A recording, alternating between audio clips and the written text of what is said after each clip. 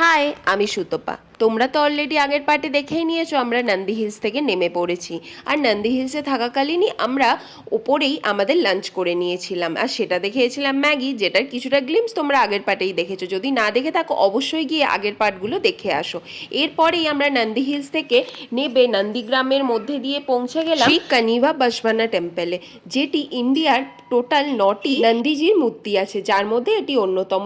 এরপর আমরা পৌঁছাই 1000 ইয়ার পুরনো শ্রী ভোগী নন্দীশ্বরা টেম্পলে, যেটার মধ্যে ঠাকুরের ফটো তোলা অ্যালাউড ছিল না, তাই আমরা তুলিনি।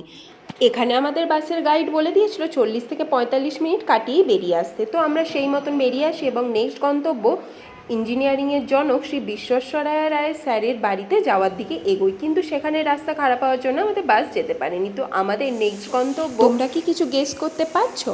হ্যাঁ, ঠিকই, আমরা আদিয়োগীর দিকে যাচ্ছিলাম। আমরা এরপরে বেরিয়ে পড়ি আদিয়োগী দর্শনের দিকে। তার আগে আমাদের একটা ছোট্ট টিপ, আর এর পরের পার্টে আসছে আমাদের আদিয়োগী দর্শন আর বাড়ি ফেরার গল্প, যেটাও ছিল খুবই দুর্দশাজনক।